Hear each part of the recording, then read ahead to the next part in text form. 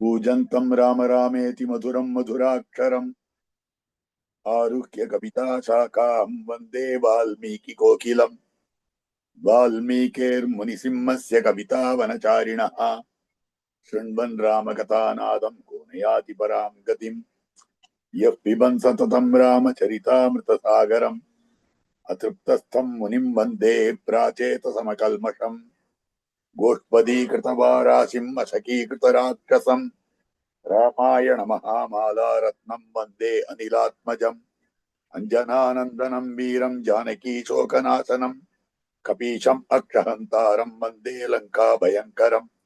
मनोजवं मारुततुल्यवेगं जितेन्द्रियं बुद्धिमतां वरिष्ठं वातात्मजं वानरयूथमुख्यं श्रीरामदूतं शिरसा नमामि। उल्लङ्घ्य सिन्धोः सलिलं सलीलं यशोकवह्निं जनकात्मजायाः आदाय तेनैव ददाह लङ्काम्।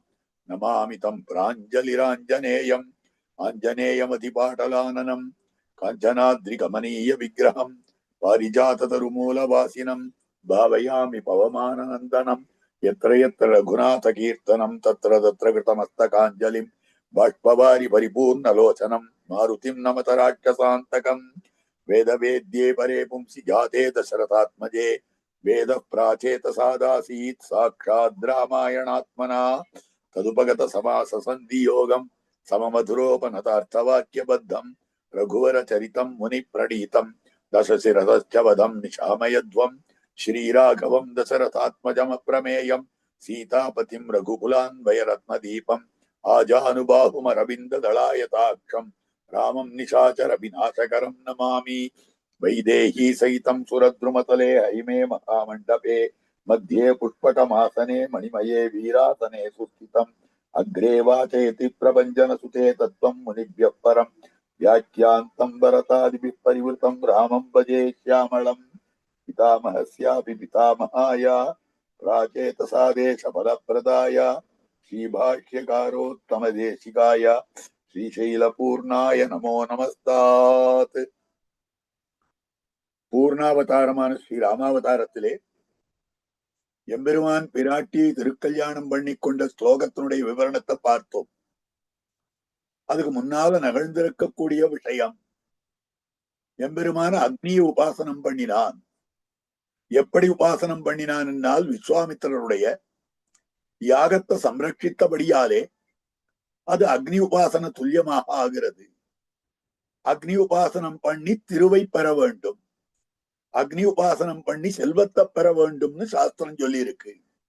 ஆரோக்கியம் பாஸ்கராதிச்சேத்து ஸ்ரீயமிச்சேத்து உதாசனாத்து ஈஸ்வராத்து ஞானமன்விச்சேத்து மோட்சமிச்சேத்து ஜனார்தனாத்து. ஆரோக்கியம் வேணுமென்னால் சூரியனிடமிருந்து வர வேண்டும், ஸ்ரீ வேண்டுமென்னால் உதாசனான அக்னியினிடமிருந்து பெற வேண்டும்னு காட்டப்பட்டிருக்கிறது. ததனுகுணமாக அக்னி உபாசனம் பண்ணி எம்பெருமான் பிராட்டிய பெற்றான். அப்படி பிராட்டி பெறுவதற்கு போகிற வழியிலே எம்பெருமான் என்னென்ன காரியத்தை பண்ணினான் அப்படின்னு பார்க்கும்படியா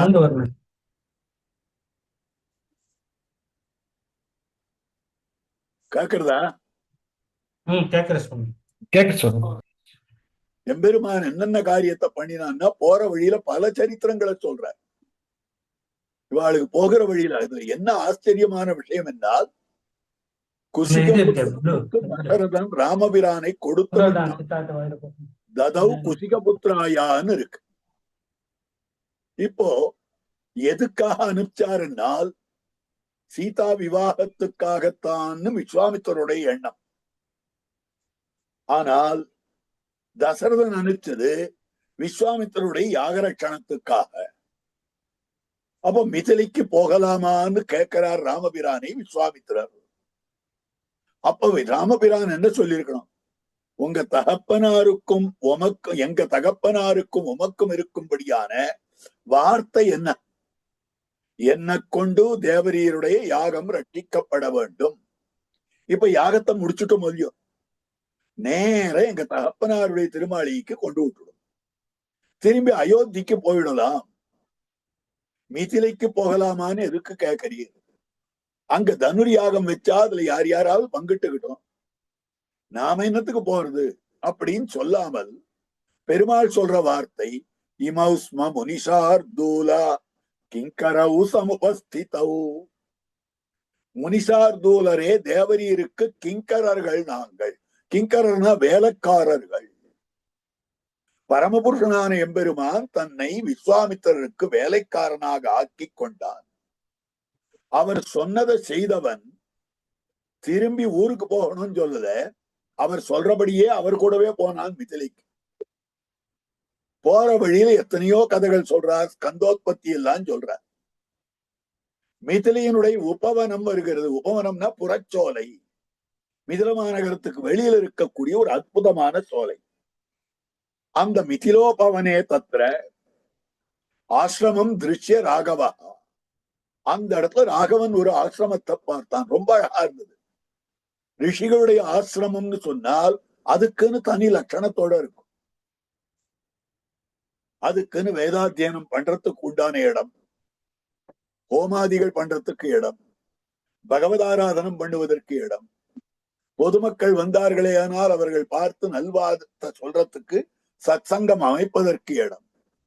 இப்படி எல்லாமே ரொம்ப குளிர்ச்சியாக இருக்கக்கூடியது. அதாவது அந்த இடம் மிதிலோபவனஸ்தத்ர ஆசிரமம் திருஷ்ய ராகவா ரொம்ப அழகான ஆசிரமமாக இருந்தது.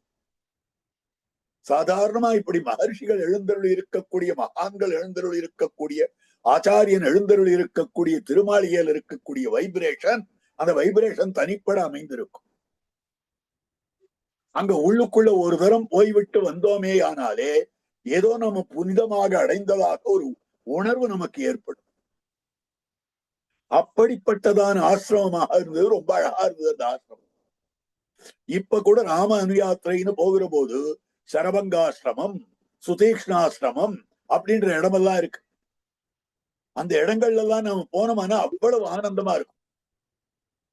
அந்த இடங்கள்ல எல்லாம் நமக்கு விசேஷமான ஒரு சக்தி வந்தா போல இருக்கும். விசேஷமான ஒரு மனோபலம் வந்தார் போல இருக்கும்.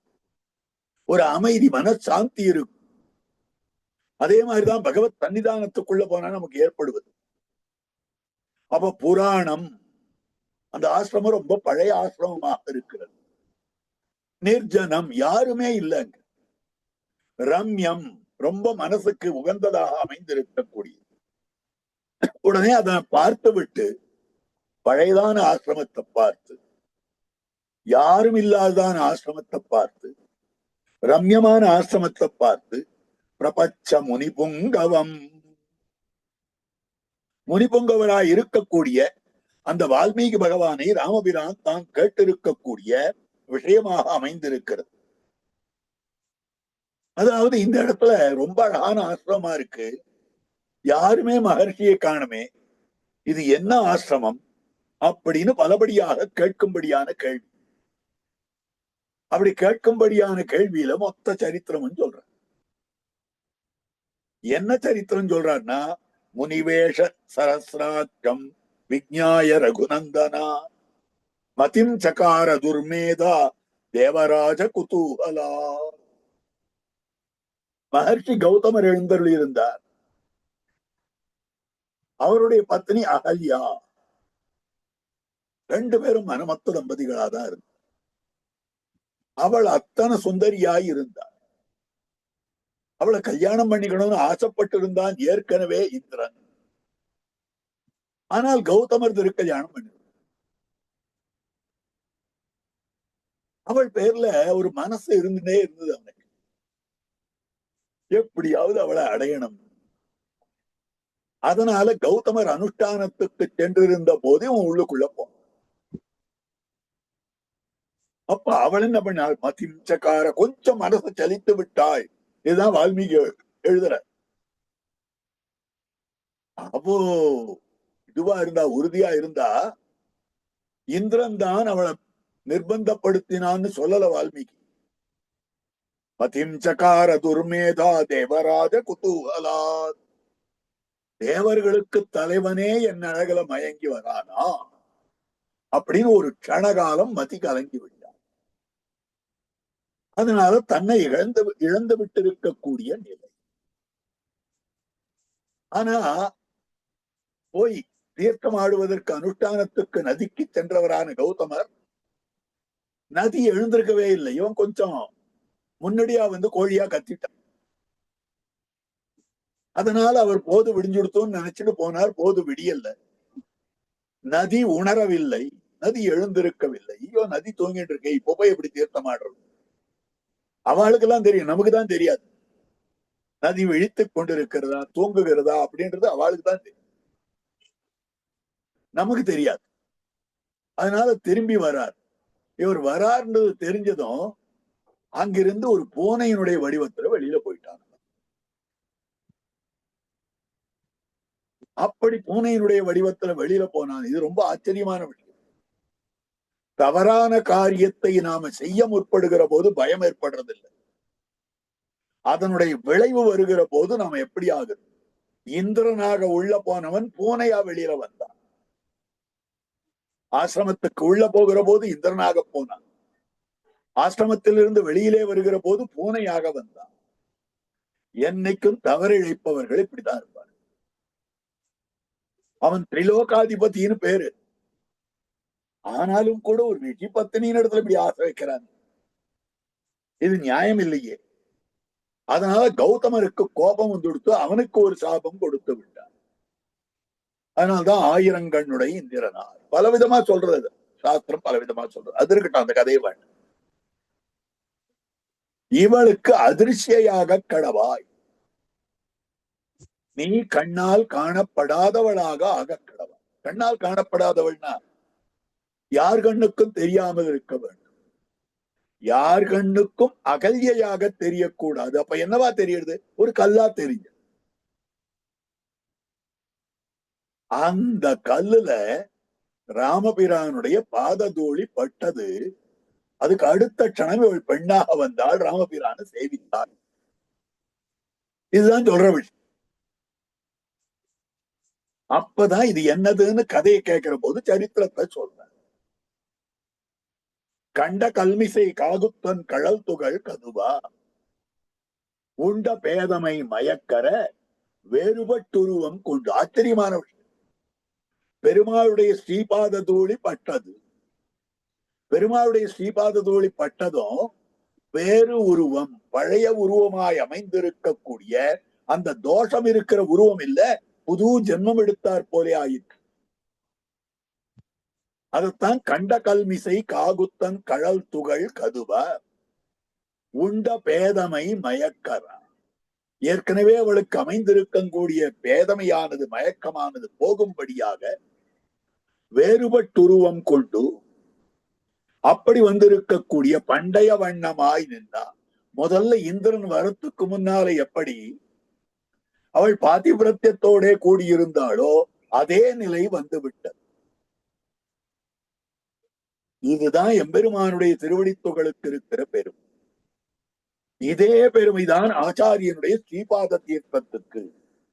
இதெல்லாம் புரிந்து கொள்ள வேண்டிய விஷயம். ஆச்சாரியன் சந்நிதிக்கு சென்றோமே ஆனால் ஸ்ரீபாத தீர்த்தம் உத்தேசியம். அந்த ஸ்ரீபாத தீர்த்தம் என்பது எத்தனை வசந்தது தெரியுமா? இந்த ஸ்ரீபாத தீர்த்தத்துக்காக விஷயம் சொல்லும். நமக்கு சம்பிரதாயத்துல ஸ்ரீபாத தீர்த்தம் இல்லாத ஒரு நாளும் கிடையாது. ஆச்சாரியனுடைய ஸ்ரீபாத தீர்த்தம் இருக்கிறதே, அது நம்மை எத்தனை சுத்தி பண்ண வேண்டும். 3 சாறு இருக்கு. தடைச்சாறு, கங்கா தீர்த்தம் பரமசிவனாருடைய சடையிலிருந்து வந்தது. அந்த பகீரனுடைய கதையெல்லாம் சொல்லியிருக்காரு விஸ்வாமித்திரன். பரமசிவனார் தலையில ஏத்தார், அது சடைச்சாறு. அடுத்தது பஞ்சகவ்யம், சாணகச்சாறு, பசுஞ்சாணகம், பசுங்கோமயம், பால், தயிர், நெய், இதெல்லாம் சேர்த்து கூட்டப் பெறுவதாய் அமைந்திருக்கக்கூடிய சாணகச்சாறு. அதுவும் நம்மளை சுத்தப்படுத்தும். கங்கையிலே தீர்த்தமாடினால் சுத்தி, பஞ்சகவ்ய பிராசனம் பண்ணினோமே ஆனால் சுத்தி, சேத்துல ஸ்நானம் பண்ணினால் சுத்தி, சேத்து ஸ்நானம், அது உப்புச்சாறு. இந்த 3 சாரை விட எது அதிகமான சுத்தியை கொடுக்கக்கூடியதுனால் ஆச்சாரியனுடைய திருவடிச்சாறு. ஆச்சாரியனுடைய ஸ்ரீபாத தீர்த்தம் இருக்கிறதே, அந்த ஸ்ரீபாத தீர்த்தத்துக்கு இருக்கக்கூடிய பெருமை வேற எதுக்குமே கிடையாது. அப்ப எம்பெருமானுடைய ஸ்ரீபாத தீர்த்தம் கங்கை, அதை விட ஆச்சாரியனுடைய ஸ்ரீபாத தீர்த்தத்துக்கு எம்பெருமானுடைய திருவடி துகள் கண்ட கல்மிசை காகுத்தன் கடல் துகள் கதுவா. அப்ப ஆச்சாரிய ஸ்ரீபாத தீர்த்தம் நமக்கு உள்ளுக்குள்ள பிராசனம் பண்ணினோமே ஆனால் நமக்கு எத்தனை விதமான நன்மைகள் ஏற்படும். அற்புதமான இடம் கர்நாடக தேசத்துல சாலிகிராமம்னு இருக்கு. அந்த இடத்துல ராமானுஜர் எழுந்தருளினார். முதல்ல சோழராஜனுடைய உபதிரவத்திலிருந்து தப்புவதற்காக. அங்க இருக்கிறவாள்லாம் புறச்சமயிகளாக இருந்தார். ஒரு சன்னியாசி ஒருத்தர் வந்திருக்கார், யாருன்னு கூட திரும்பி பார்க்கல ஒருத்தர். இப்படி இருந்தால் இந்த ஜனங்கள் எல்லாம் எப்படி திருத்தரு? சம்பிரதாயார்த்தங்களை எப்படி அந்த இடத்துல நிறைவேற செய்யறது? பல காரியங்கள் செய்ய வேண்டி இருக்கே. எம்பெருமானார் யோசனை பண்ணார். உடனே முதலியாண்டானே அழைக்கிறார். அழைத்து இவர்கள் நீர்முகக்கும் நீர்நிலையிலே இவ தினப்படியாக கலிகைக்காக தீர்த்தம் பருகுவதற்காக எங்கிருந்து தீர்த்தத்தை கொண்டு செல்லுவார்களோ அந்த நீர்நிலையில நித்தியபடியா நீர் போய் உம்முடைய பாதத்தை வைத்துக் கொண்டு அந்த இடத்துல கொஞ்ச நாள் இருந்துட்டு வாரு. முதலியாண்டான் அப்படியே பண்ணார். அந்த சுவாமி முதலியாண்டானுடைய ஸ்ரீபாத தீர்த்த பலம்தான் அவன் கொஞ்சம் கொஞ்சமா ஆரோ ஒரு சன்னியாசி வந்திருக்காரே, ஆரோ ஒரு துறவி வந்திருக்காரே, அவர் யாருன்னு பார்ப்போம், என்னன்னு கேட்போம் அப்படின்னு கிட்ட போய் அவரிடத்திலிருந்து கேட்டு அதுக்கு மேல மேற்கொண்ட விஷயங்கள் அவர்கள் எல்லாம் திருத்தப்பட்டார்கள். அதனால்தான் முதலியாண்டானுடைய வாழ் திருநாமத்திலே ஊர்திருந்த சீர்பாதம் உன்னினான் வாழியே, ஊரெல்லாம் திருந்துவதற்கு ஸ்ரீபாதத்தை ஊன்றினவர். சாலிகிராமம் என்ற இடம் கர்நாடகாவில இன்னமும் அந்த இடம் இருக்கிறது. அந்த ஸ்ரீபாத தீர்த்தம் எல்லாம் இருக்கு. அப்போ அதே மாதிரி எம்பெருமானுடைய திருவடித்துகள் பட்டதும் அவருடைய பேதமை நீங்கிற்று. நம்முடைய பேதமை நீங்க வேண்டும் என்னால் ஆச்சாரியனுடைய ஸ்ரீபாத தீர்த்தம் அவளுக்கு பரிபூர்ணமான அனுகிரகம் பண்ணினதும் கௌதம மகர்ஷி அந்த இடத்துக்கு வந்தார். கௌதமர் அங்க வந்ததும் உடனே கௌதமரும் அகல்கியும் வந்து சேர்ந்தார்கள். ரெண்டு பேரும் சேவிச்சா. அப்புறம் அவ பரவிட்டு போயிட்டா அவளுடைய வேலை. அதுக்கப்புறம் அங்கிருந்து மிதில மாநகரத்துக்கு செல்லுகிறார்கள். மிதில மாநகரத்துக்கு உள்ள போற அப்படி உள்ளுக்குள்ள போகிற போது மிதில மாநகரத்தினுடைய வெளியில கொடிகள் எல்லாம் இருக்கு, பதாகைகள் இருக்கு. அந்த பதாகை எல்லாம் அசையறதான். மையரு மலரின் நீங்கி யான் செய்மா தவத்தின் வந்து செய்யவள் இருந்தாள் என்று செழுமணி கொடிகள் என்னும் கைகளை நீட்டி அந்த கடிநகர் கமலச்செங்கல் ஐயனை ஒல்லைவா ஒல்லைவா ஒல்லைவா என்று அழைப்பது போன்றதன். ராமா சீக்கிரமா சீக்கிரமான அந்த ஊர் கூப்பிட்டுதான். எதுக்கு கூப்பிட்டது? மையரு மலரின் நீங்கி தாமர புஷ்பத்துல இருந்தவளான அந்த மகாலட்சுமி நாச்சியார் அங்கிருந்து நான் என்ன தவம் பண்ணேனோ தெரியல, எனக்குள்ள வந்து உட்கார்ந்துருக்காளே அப்படின்னு ஊர் சொல்றதான். மிதில மாநகரம் சொல்றது யான் செய்மா தவத்தின் வந்து செய்யவளிருந்தாள் என்று செழுமணி கொடிகள் என்னும் கைகளை நீட்டி அந்த கடிநகர் ஊரே வா வா வான்னு கூப்பிடுறது போல இருக்காம். அசையறது, கொடி அசையறது. இதே மாதிரி கிருஷ்ணாவதாரத்துல கொடி அசைஞ்சது. அப்போ வேற விதமா சொல்றார் வில்லிபுத்தூரார். கண்ணனம் பெருமானை துணைக்கு அழைக்க வேண்டும் என்பதற்காக பாரத யுத்தத்திலே துணைக்கு தங்களுக்கு கண்ணனம் பெருமான் வர வேண்டும் என்பதற்காக துரியோதனன் துவாரகைக்கு போகிறார். துவாரகையில பெருமானுடைய மாளிகையில மேல பெரிய கொடி. துவாரகையில ரொம்ப கொடி விசேஷம். அந்த கொடியேற்றுறதுன்றது ஒவ்வொரு நாளும் 5 முறை கொடியேற்றுவார்கள் கோமதி துவாரகையில. அந்த கொடியேற்றுதல் என்பதற்கு லட்சக்கணக்கில் அவரவர்கள் உபயம் பண்ணி செலவழிப்பார்கள். அங்கிருந்து அந்த கோபுரத்து மேல ஏறி கொடியை ஏற்றுவார்கள். அப்படி கொடி ஏற்றுறதுக்கு அவரவர்கள் தங்களுடைய இல்லத்து கல்யாணத்தை போல பந்துக்கள்லாம் நிறைய பேர் சூழ்ந்திருப்பார்கள். ஒவ்வொரு நாளும் 5 தரம் கொடி ஏற்றுவார். துவாரகையில கொடி கட்டி கொடித்தோன்னும் தோரண வாசல் காப்பானே, அந்த கொடியேற்றத்துதான் ஆண்டாள் நாச்சியார் தானும் காட்டு. அங்க துவஜாரோகணம், அந்த கொடி அப்படி பறக்கும்படியான விஷயம். அப்படி விசேஷமான அம்சமாக துவாரகையில இந்த கொடியேற்றுதல் என்பது காட்டப்பட்டிருக்கு. எல்லாரும் வந்து அதை பார்ப்பார்கள். அது ஒரு ஆச்சரியமான விஷயம். அந்த மாதிரி துவாரகையில கொடி பறக்குது. அந்த கொடி அசையறதான் துரியோதனை பார்த்து சொல்ற மாதிரி இருக்கு. என்ன சொல்றதுன்னா, ஈண்டு நீ வரினுமெங்கள் எழிலுடைய எழில்வண்ணன் பாண்டவர் தங்கட்கு அல்லால் படைத்துணையாக மாட்டான், மீண்டு போ என்று அந்த கடிநகர் கமலச்செங்கண் கடிநகர் உரைப்பது போன்றதம்மா, காண்டகு பதாகையாடை உரைப்பது போன்றதம்மா. மீண்டு போ துரியோதனா, நீ இங்க வந்தாலும் எங்க கண்ணன் உன்னுடைய சேனைக்கு துணையாக மாட்டான், அதனால நீ திரும்பி போயிட அப்படின்றதான் அங்க கொடி இப்படியா சேர்ந்து. ஆனால் சக்கரவர்த்தி திருமகனார் வருகிற போது மிதிலமா நகரமானது வாவான்னு அழைக்கிறதாம். ஐயனை ஒல்லைவா என்று அழைப்பது போன்றதன்றே. இது கவிகளுடைய உத்பிரேட்சைன்னு சொல்றோம். தற்குறிப்பேற்ற அணி, இயல்பாக நிகழக்கூடியதை தன்னுடைய அபிப்பிராயத்தை அதிலே ஏற்றி சொல்லுதல் இருக்கிறதே, அது தற்குறிப்பேற்ற அணின்னு பேர். தன்னுடைய குறிப்பை அதிலே ஏற்றி சொல்லுதல், அப்படி ஒரு அலங்காரம் தமிழ்ல வச்சுருக்கு. திருவேங்கடமலை, அந்த மலையில அருவிகள் சலசலன்னு ஓசப்படுறது. அது ஆழ்வார் பாசுரம் பாடுகிறார். அழகான பாசுரமாக பாடக்கூடிய விஷயம். சொன்னால் விரோதம் இது ஆகிலும் சொல்லுவன் கேள்வினோ, என் நாவில் இன்கவியான் ஒருவர்க்கும் கொடுக்கிறேன், தென்னா தெனாவென்ன வண்டுமுறல் திருவேங்கடத்து என்னான என்னப்பன் எம்பெருமான் உளனாகவே. தென்னா தெனாவென்ன வண்டுமுறல் திருவேங்கடத்து என்னான என்னப்பன் எம்பெருமான் உளனாகவே. தெழிகுரல் அருவி திருவேங்கடத்து எழில்கொள் சோழ், ஒழிவில் காலமெல்லாம் உடனாய் மன்னி வழிவிலா அடிமை செய்ய வேண்டும்னா தெழிகுரல் அருவி திருவேங்கடத்து. குரல் வரும்படியான அருவி இருக்குது. அருவிக்கு என்ன குரல்? அது சல சல சலன்னு ஓசை இருக்கும். அந்த ஓசைதான அருவியில இருக்கும். இல்ல, அங்க திருவேங்கடத்துல அந்த அருவிகளுடைய ஓசை எப்படி காதுல விழறதுனால், வாழாள் பட்டு நின்னீர் உள்ளீரேல் வந்து மண்ணும் மனமும் கொள்மின்.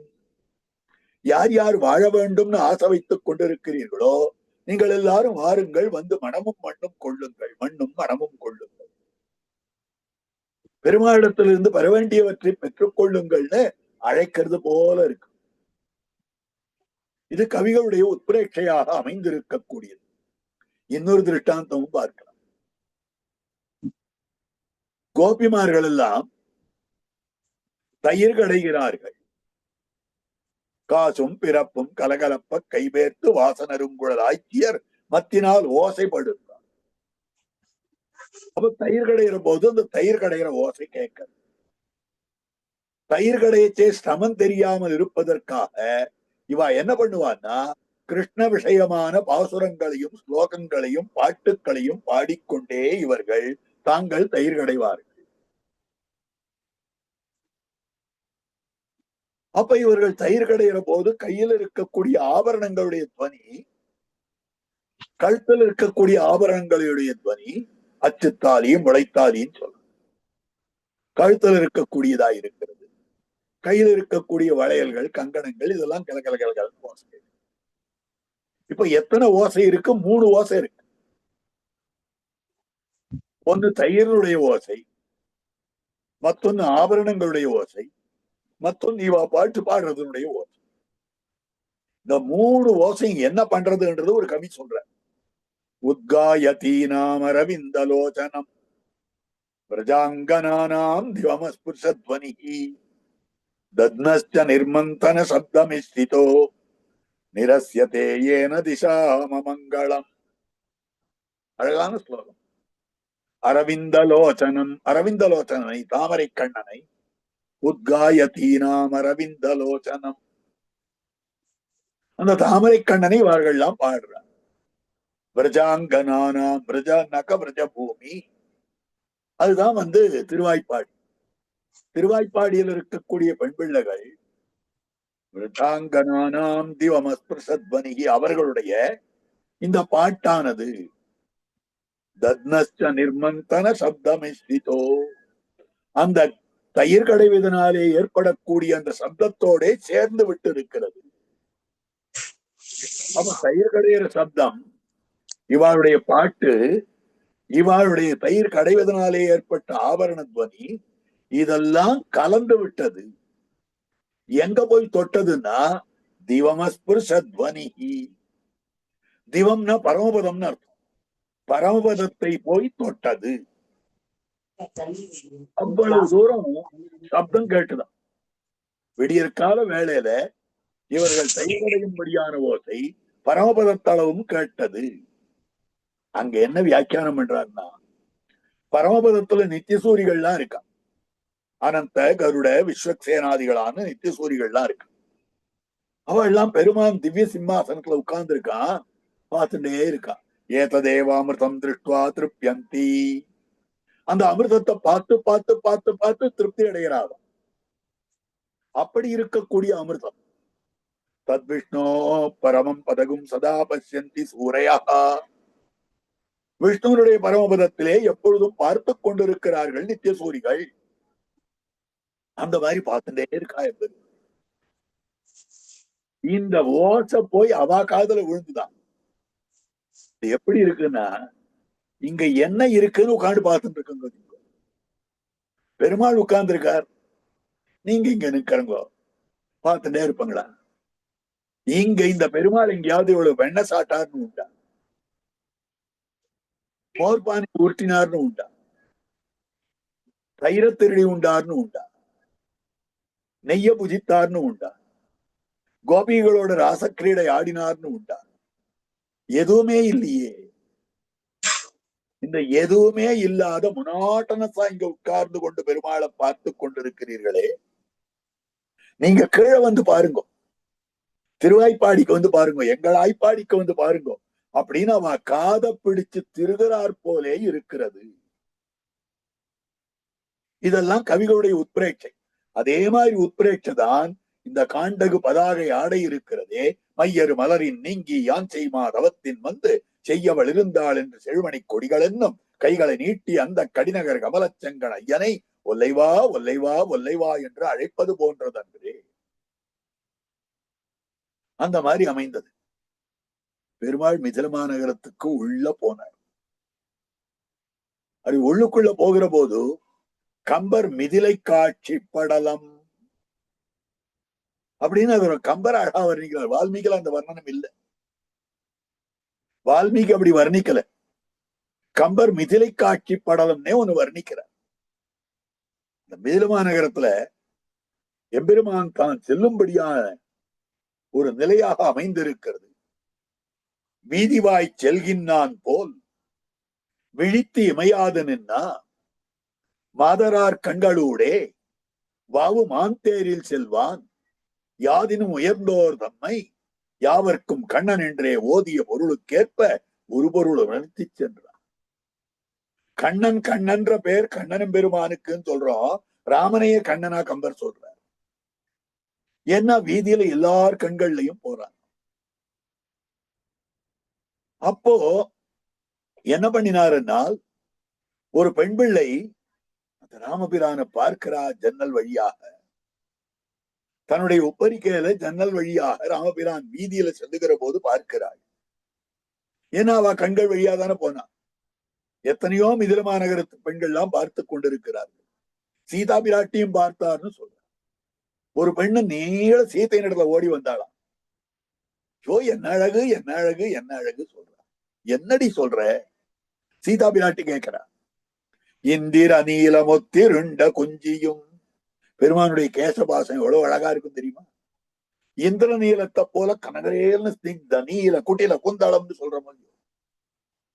மைவண்ண நருங்குஞ்சி குழல் பின்தாழா மகரம் சேர் குழை இருபாடு இலங்கியாடா எய்வண்ண வெம்சிலையே துணையா இங்கே இருவராய் வந்தார். மைவண்ண நறுங்குஞ்சி குழல் பின்தாழா இந்திர நீலம் ஒத்திருண்ட குந்தி. அந்த ராமபிரானுடைய கேசபாசம் எப்படி இருக்கு தெரியுமா? அம்சலம்பியாக, அம்சலம்பின்னா தோளளவிலும் அலையெறிவதாக அமைந்திருக்கக்கூடியது. அந்த மாதிரி அமைந்திருக்கக்கூடியது.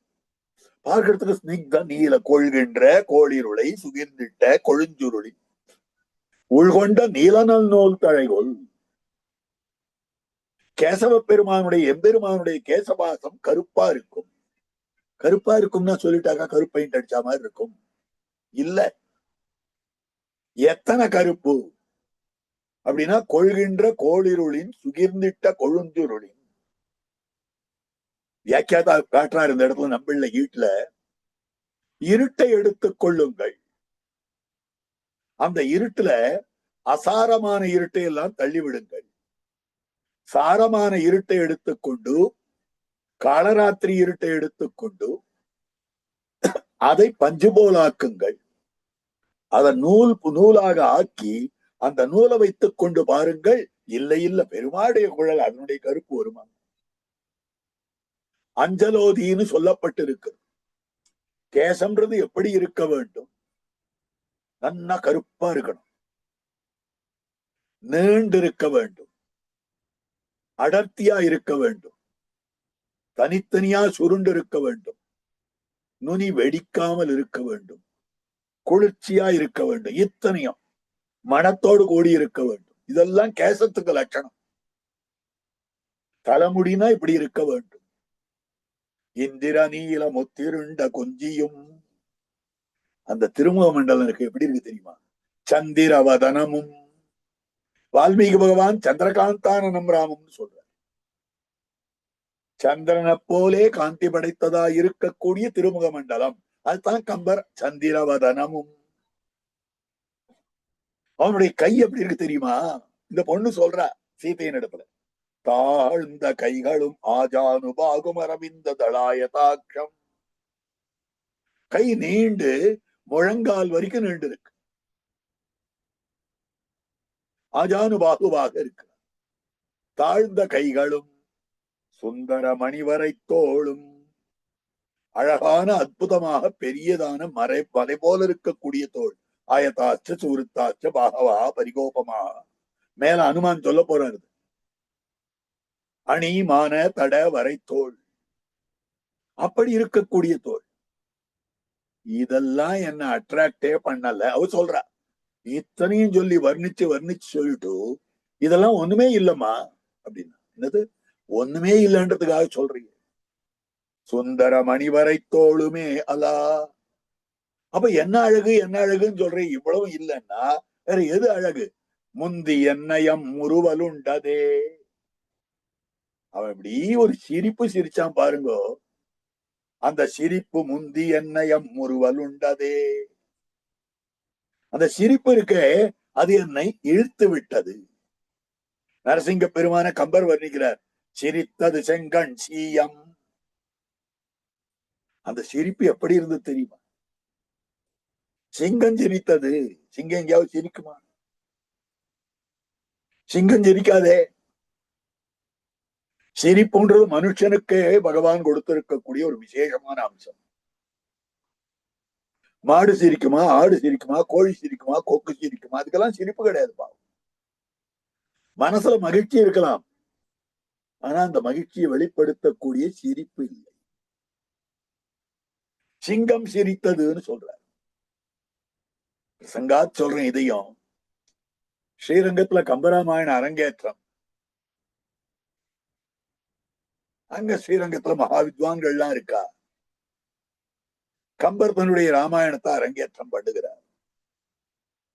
ஒரு இடத்துலயும் அவர்கள் கேட்கிற கேள்விக்கெல்லாம் பதில் சொல்லிட்டு பாசுரங்கள்லாம் சொல்லிட்டு வர்றாரு. திடீர்னு சிரித்தது செங்கண் சீயம். இரணியன் வதைப்படலம் யுத்தகாண்டத்துல இரணியன் வதைப்படலம்னு ஒண்ணு சொன்னார். இதுவே வேண்டாம்னு சொல்றா, வேணும்னு சொல்றா. அந்த ஆட்சேபம் எல்லாம் ஆச்சு. அதுல சிரித்தது செங்கண் சீயம், சிவந்த கண்ணை உடையதான சிங்கம் சிரித்ததுன்னு சொல்றாரே. எங்கேயாவது சிங்கம் சிரிக்குமா? இதுக்கு நீ பிரமாணம் காட்டிடுன்ற. கம்பருக்கு அந்த வரிகள் வந்துடுத்து சொல்லிட்ட. ஏன்னா அதுக்கு பிரமாணத்துக்கு எங்க போவார் அவர்? அங்க பக்கத்துல தாயார் சந்தைக்கு நேர் எதிர 4 கால் மண்டபம், அதுதான் கம்பராமாயண அரங்கேற்ற மண்டபம். இப்ப கூட ஒரு போர்டு போட்டிருப்பாங்க. அந்த மண்டபத்துக்கு தாயார் சன்னதை நோக்கி அந்த மண்டபத்துல இருந்தோமே ஆனால் இடதுகை பக்கம் மேல மேட்டழகி சிங்கர். திருவரங்கத்துல 2 அழகி சிங்கர்கள் இருக்கு. ஒருத்தர் காட்டழகி சிங்கர், ஒருத்தர் மேட்டழகி சிங்கர். கம்பராமாயணத்துக்கு உபகாரம் பண்ணினவராய் அமைந்திருக்கக்கூடியவர் மேட்டழகி சிங்கர். ஸ்ரீவச்சன பூஷணமான திவ்ய சாஸ்திரம் வெளிவருவதற்கு உபகாரம் பண்ணினவராய் இருக்கக்கூடியவர் காட்டழகி சிங்கர். அந்த மேட்டழகி சிங்கர் அப்படி தியானம் பண்ணிக்கிறார். அப்படி உள்ளிருந்து பெருமாள் சிரிச்சுட்டே ஆஹான்னு வந்தாராம். நரசிங்க பெருமான் சிரித்துக் கொண்டு வந்தார். அப்ப நரசிங்க பெருமான் சிரித்தது, சிரித்தார் மேட்டழகி சிங்கர். ராகவ சிம்மம் சிரித்தது, முந்தி என்னயம் முறுவலுண்டலே. முந்தி என்னயம் முறுவலுண்டது ராகவ சிம்மத்தினுடைய சிரிப்பது. சரி, யாதவ சிம்மம் சிரித்ததா அப்படின்னு கேட்டா, சிரித்ததே.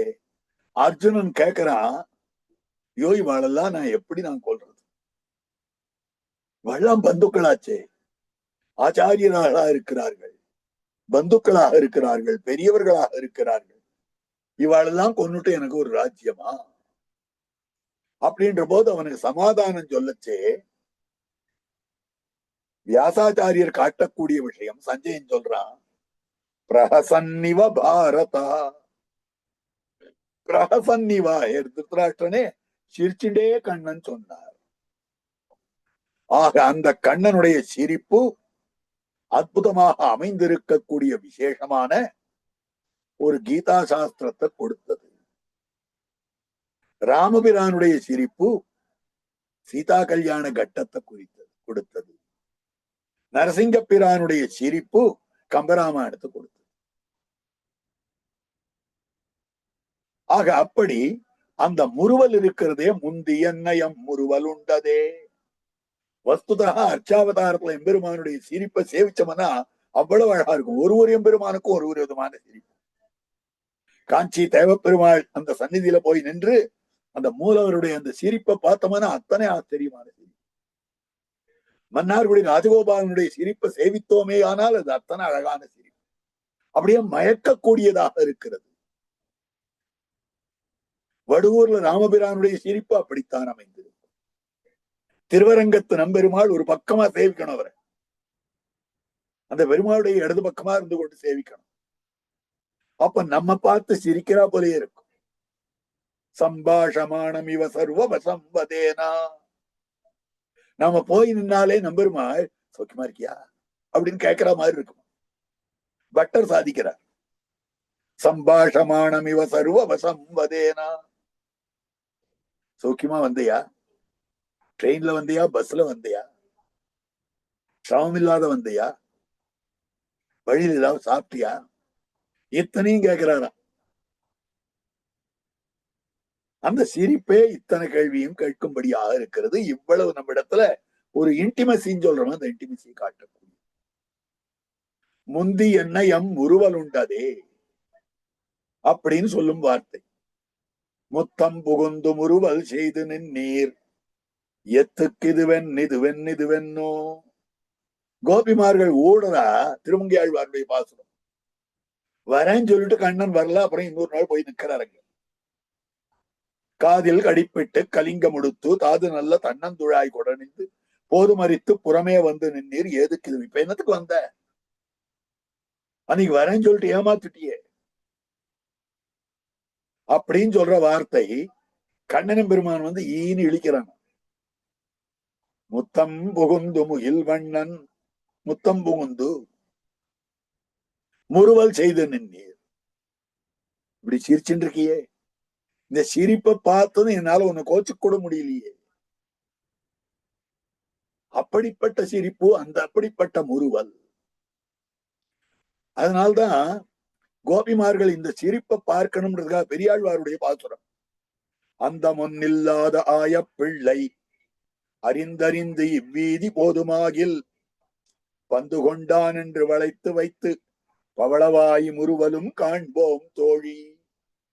கண்ணன் நம்ம வீதி வழியா என்னைக்காவது போனான்னா கிடுகிடுன்னு நம்ம எல்லாம் ஒண்ணு சுத்தின்னு சுத்தி வளைச்சுடணும். எங்க பந்த எடுத்துன்னு போயிட்டியே, நாங்க எப்படி விளையாடுறது அப்படின்னு அவங்க கிட்ட சண்டை போடணும். நான் எடுத்துன்னு போலையேன்னு ஈன்னு இழிப்பான். அப்ப அந்த சிரிப்பை பார்க்க வேண்டும்.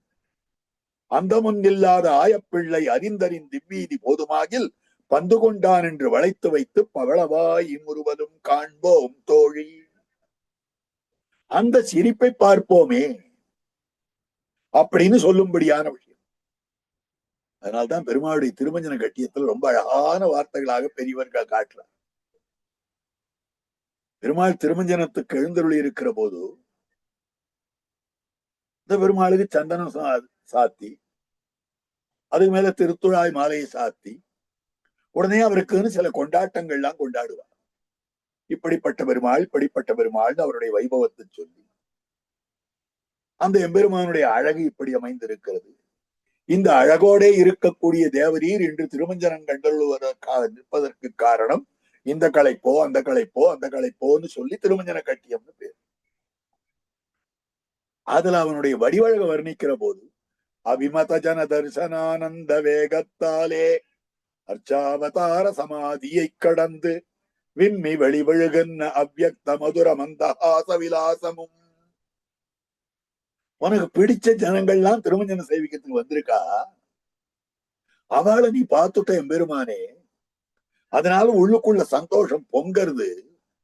அந்த சந்தோஷம் பொங்குகிறபடியாலே உன்னுடைய திருப்பவளங்களிலே அந்த மந்தஹாசமானது பளிச்சுன்னு வெளிப்படுறது. அந்த சிரிப்பு அப்படின்னு சொல்லக்கூடியதாக அமைந்திருக்கக்கூடிய அந்த மாதிரி அந்த முந்தியன்னயம் முறுவலுண்டதே.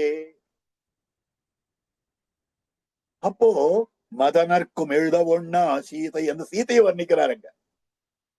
மதனர்க்கும் எழுத ஒண்ணா சீதை. மன்மதன் சீதையினுடைய வடிவத்தை எப்படி எழுதுறதுன்னு தெரியாத முழிக்கிறான். அவ்வளவு அழகு. அவள் உடனே அப்படியா அப்படின்னு சொல்லிட்டு வெளியில வந்து பார்க்கிறாள். இதெல்லாம் கம்பர் சொல்றது, வால்மீகத்துல இல்ல.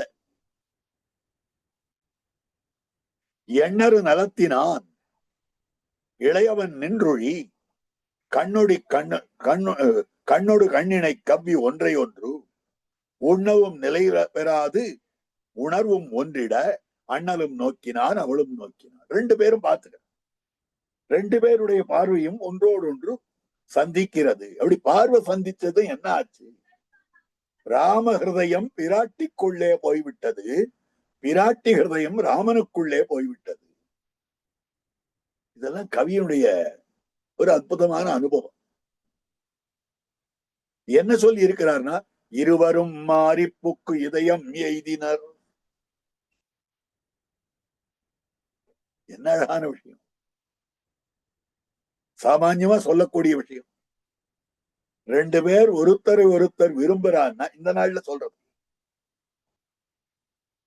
அந்த விருப்பம் உண்மையா இல்லையா அதை கண்டுபிடிக்கிறதுக்கு என்ன வழி அப்படின்னா, ஒரு வேடிக்கையா எழுதியிருந்தார். இவளுடைய செல்போன் அவன் கையில இருக்கணும் ஒரு நாள், அவனுடைய செல்போன் இவ கையில இருக்கணும் ஒரு நாள். அப்ப ரெண்டு பேருடைய அன்பு மறுநாள் தெரிஞ்சு போயிடும் அப்படின்னு வேடிக்கையா சொன்னார். இப்ப இருவரும் மாறிப்போக்கு இதயம் எய்தினார். செல்போன் இல்ல, இதயமே மாறி போச்சு. அந்த மாதிரி அமைந்திருக்கக்கூடியது. நேரம் அந்த தனுர்யாகத்துக்கு போறார். போகிற போது அந்த இடத்துல சதானந்தர்னு இருந்தார். இந்த சதானந்தர் கௌதமர் அகல்யை அவருடைய குமாரர். அவர் போயிருந்தார்.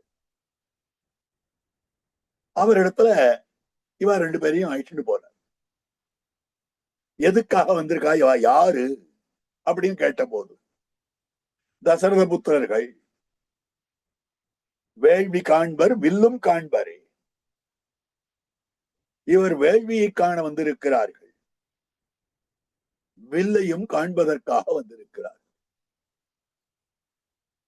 அப்படின்னு சொல்ற வார்த்தை. இந்த வார்த்தையை சொல்ற போது விஸ்வாமித்திரர் ரொம்ப அழகான வார்த்தையை சொல்ற. பல பேர் நடுவுல வடித்த மாதவா, தபஸ் பண்ணின சதானந்தரே கேட்டி நிற்கரும் கேளு. என்ன கேட்கணும்னா, இவ்வள்ளல் தான் இடித்த வெங்குரலா தாடகையாக்கையும். இவன் எப்பேற்பட்ட காரியம் எல்லாம் பண்ணிருப்பான் தெரியுமா? இவன் வில்ல வளைப்பானா மாட்டானா நீர் சந்தேகம் கொள்ள வேண்டாம்.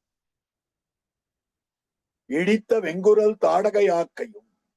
தாடகைனா யமனே பயப்படுவான்னு கீழே பார்த்து அந்த தாடகையினுடைய சரீரத்தை முடித்தான்.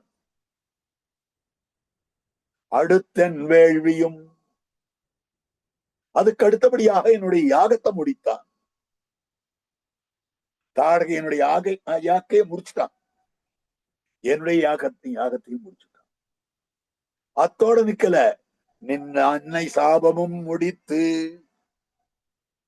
உங்க தாயாருடைய சாபத்தையும் முடிச்சுட்டான். உங்க தாயார் அசுத்தமானவள்னு தன்னாள் இருந்தது, அதை முடிச்சு இப்ப சுத்தியை அடைந்து விட்டாள். என் நெஞ்சத்து இடர் முடித்தான். இதெல்லாம் முடிச்சா அது பெருசு இல்ல. என் நெஞ்சத்து இடர் முடித்தான். என் நெஞ்சில ஒரு இடர் இருந்தது, அதை முடித்தான். தாடகாவதம் பண்ணினது தெரியும். யாக சம்ரட்சணம் பண்ணினான். மண்ணினை காக்கின்ற மன்னன் மைந்தர்கள் கண்ணினை காக்கின்ற இமையில் காத்தனர்னு காத்து கொடுத்தான். இதெல்லாம் முடிச்சதோட நீலே உங்க தாயாருடைய சாபத்தை முடிச்சுட்டான்பா சதானந்தரே. சரி, என் நெஞ்சத்திடர் முடித்தான். இவருக்கு என்ன நெஞ்சத்துல இடர் அப்படின்னா, ரொம்ப நாளா உள்ளுக்குள்ள உறுத்தின் இருந்தது இவருக்கு. இவருக்கும் வசிஷ்டருக்கும் ஒண்ணுமே ஆகாது. அவர் ஆம்னு சொல்றது இவர் இல்லைன்னு சொல்லுவார், இவர் இல்லை இவர் ஆம்னு சொல்றது அவர் இல்லைன்னு சொல்லுவார். அந்த மாதிரி பொருத்தம் ரெண்டு பேருக்கும். இவ ரெண்டு பேருக்கும் இருக்கக்கூடிய அந்த ஒரு விதமான சிரமத்தினால, ஒரு விதமான விரோத பாவத்தால இவ என்ன பண்ணிட்டான்னா, மனமொத்த தம்பதிகளாயிருந்த ரெண்டு பேரை பிரிச்சு வச்சுட்டான். ஹரிச்சந்திரன் சந்திரமதின்ற ரெண்டு தம்பதிகளை, அந்த தம்பதிகளை இவ பிரிச்சு வச்சுட்டான். விஸ்வாமித்திரர் பிரிச்சு வச்சார், வசிஷ்டர் பிரிச்சு வைக்கல. அவரோடு இவருக்கு இருந்த விரோத பாவத்துல பிரிச்சு வச்சுட்டார். ஐயோ, இப்படி தம்பதிகளை பிரிக்கிறது பாவம் இல்லையா? லோகத்துல பெரிய பாவம். தாயாரை விட்டு குழந்தையோ, குழந்தையை விட்டு தாயாரையோ பிரிக்கிறது பாவம். தம்பதிகளாய் இருக்கக்கூடியவர்களை விலக்கி வைத்தல் பாவம். இதெல்லாம் பாவம்.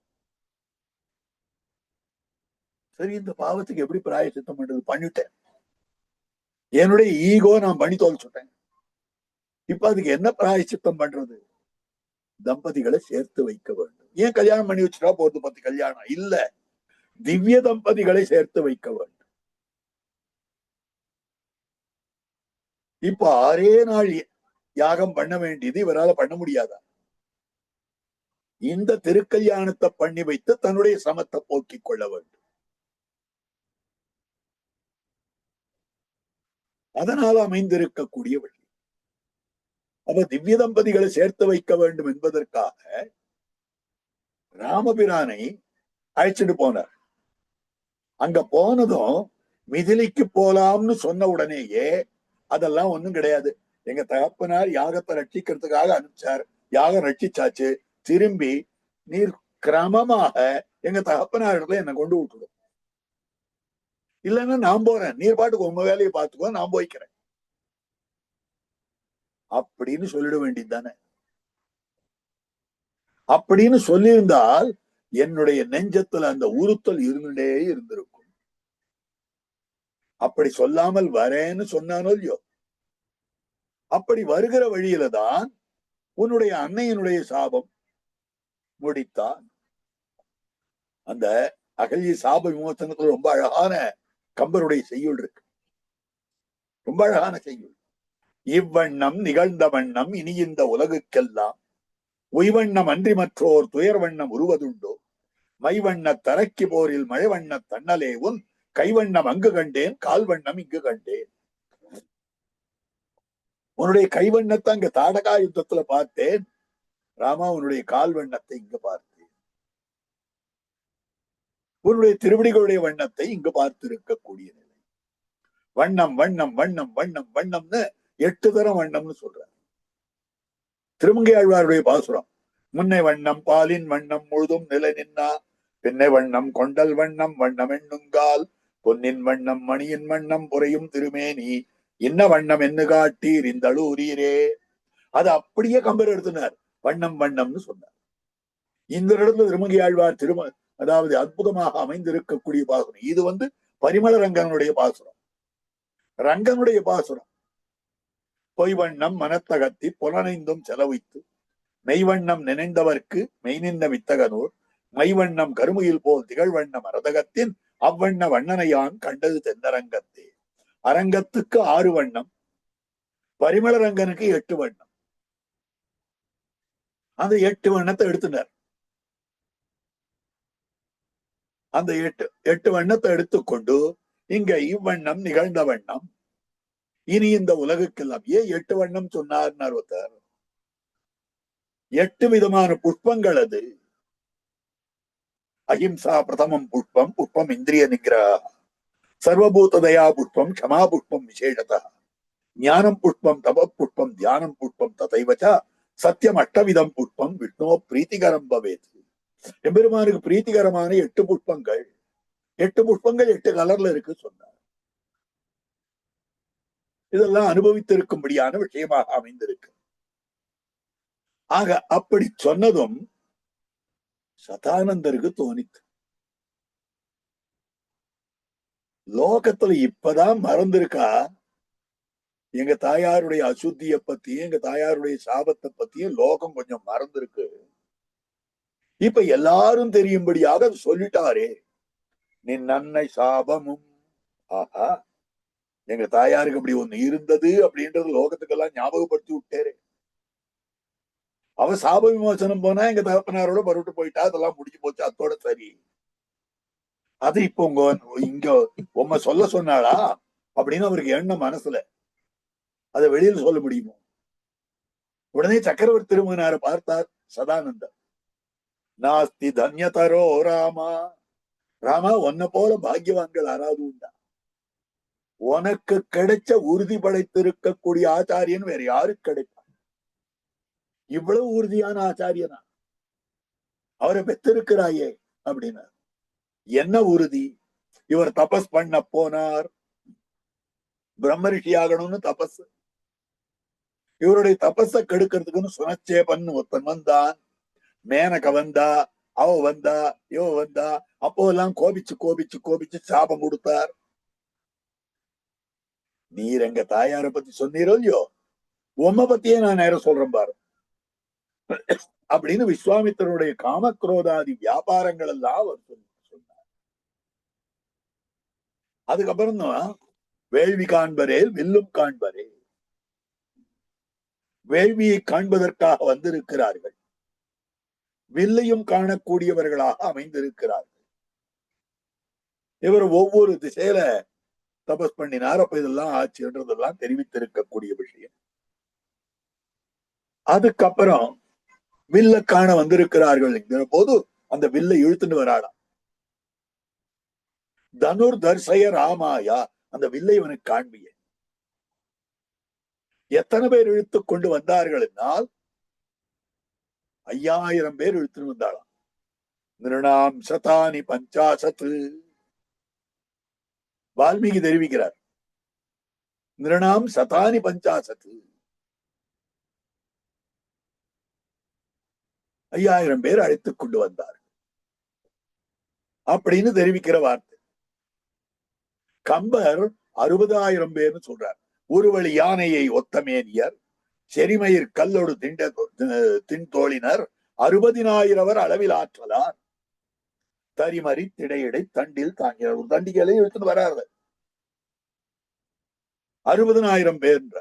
60,000 எங்க இருக்கு, 5,000 எங்க இருக்கு?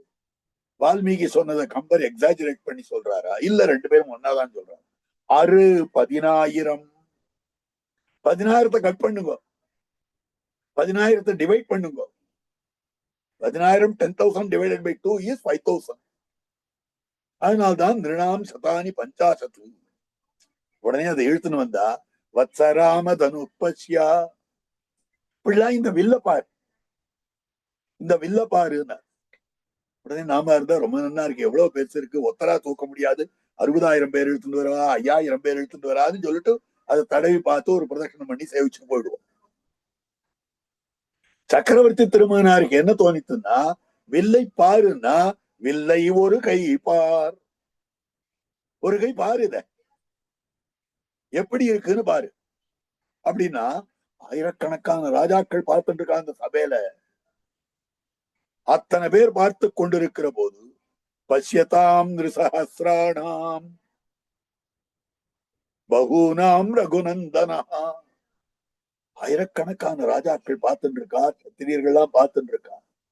அப்ப ரகுநந்தனான எம்பெருமான் ஆரோப்பியத்து ச தர்மாத்மா, தர்மாத்மாவான ரகுநந்தனான எம்பெருமான் ஆரோப்பியத்து, அதை நாணேற்றினானா. சலீலம் இவ தத்தனு, விளையாட்டா, ரொம்ப அவலீலையா, வேடிக்கையாக தெரிவிக்கக்கூடிய வார்த்தை. நேர போனா வில்ல நமஸ்காரம் பண்ணினா எல்லாரும் நினைச்சா ஆஹா, கை கோப்பி சேவிச்சுட்டு புறவிட்டு போயிட போறாங்க. நமஸ்காரம் பண்ணியதோட நீலே வில்ல வலது கையால எடுத்தாங்க. எல்லா ராஜாக்களும் சிரிச்சுட்டாங்க. வில்ல இடது கையால எடுக்கணும், நாண வலது கையால பூட்டணும், அம்பு அதுல வைத்து வலது கையால இழுக்கணும், அது அப்புறம் போகணும். இதுதான் வில்ல விடுற கிரமம். வில்ல எடுக்கிறதுக்கே தெரியல இந்த குழந்தைக்கு, சின்ன பிள்ளை, 12 வருஷம் 12 வருஷம் சொல்லியிருக்கும். 12 வயசு பிள்ளை வில்ல எடுக்க தெரியல. இது என்ன பண்ண போறது? வலது கையால வில்ல எடுக்கிறது அப்படின்னா, வலது கையாலே எடுத்து இடது கைக்கு கொடுத்தான். சில பௌராணிகால இந்த அர்த்தம் சொல்லுவான். ஏன் அப்படின்னா, இந்த வில்லு ஒரு தேவதையினுடைய கையில இருந்தது. இந்த வில்லினுடைய வைபவம் எல்லாம் சொல்லப்படுறது. அதெல்லாம் மேல பரசுராமர் தெரிவிப்பார். அப்ப ராம பரத்துவம் காட்டப்படும். அப்ப சொல்றேன், பரமசிவனார் கையில இருந்தது. சிவசாபம்னு பேர் இருக்கு. பரமசிவனாருடைய சிவதனுஷ் அவர் கையில உபயோகித்துக் கொண்டிருந்தது. அதை சட்டுன்னு போய் இடது கையால தொடர்ந்து அவமரியாதை இல்லையா? யாராவது பெரிய ஒரு பிரசாதம் கொடுத்தா 2 கையிலையும் சேர்த்து வாங்கணும், வலது கையில வாங்கணும். மத்தையவர் கொடுக்கிற போது வலது கையால கொடுக்கணும். அது அவஹேளனமாக, மரியாதை இல்லாமல், கௌரவம் இல்லாமல் இடது கையை அதை கொடுத்தோமே ஆனால் ஆகிறது. அதனால இந்த வில்ல தொடும் போது ஒரு தேவதா விசேஷம் அவருடைய வில்லானபடியாலே வலது கையால எடுத்து இடது கைக்கு கொடுத்து அப்புறம் நாணேற்றினான். அப்படி நாணேற்றின போதுதான் எடுத்தது கண்டனர், இற்றது கேட்டார். அந்த வில்லை எடுத்தது கண்டார்கள், அது இற்றது, முறிந்தது, அதனை கேட்டார். அப்ப நாணேற்றின உடனே அடுத்த கணம் அது முறிந்து விட்டது. உடனே சீதா பிராட்டியினுடைய கல்யாணம். அப்ப இது தனுர்பங்கம். இப்படிப்பட்ட வில்லை எம்பெருமான் தான் வளைத்திருக்கக்கூடிய அற்புதமான நிலையாக அமைந்திருக்கு. இதுக்கு மேலதான் திருக்கல்யாணம், அந்த ஏற்பாடெல்லாம் நடந்தது. அதுக்கப்புறம் திருக்கல்யாணத்து ஸ்லோகம், அந்த ஸ்லோகத்தினுடைய அனுபவம் எல்லாம் நமக்கு ஆகி இருக்கிறது. என்னென்ன அர்த்தம் காட்டி இருக்காருன்னு அதை இன்னும் விபுலமாக அனுபவிக்கலாம். இப்படி பெருமாள் தனுர்பங்கம் பண்ணி இருக்கிறார்ன்றது வரைக்கும் இப்ப பார்த்து இருக்கிறோம். இதுக்கு மேல இருக்கக்கூடிய சரித்திர பாகத்தோட பெரியவாச்சான் பிள்ளை வியாக்கியானமான என்ன ஸ்லோகங்கள் இருக்கின்றதோ அந்த ஸ்லோகங்கள் நம்ம நம்பிள்ள பண்ணி இருக்கக்கூடிய ஸ்லோகங்களுடைய வியாக்கியானம் இதெல்லாமும் சேவிக்கலாம். கோஷ்டியார் எல்லோரும் அடுத்த உபன்யாசத்துக்கு எழுந்துள்ளவனுமாய் பிரார்த்திக்கிறேன். இப்ப இதுல ஏதாவது சந்தேகம் இருந்தா கேட்க.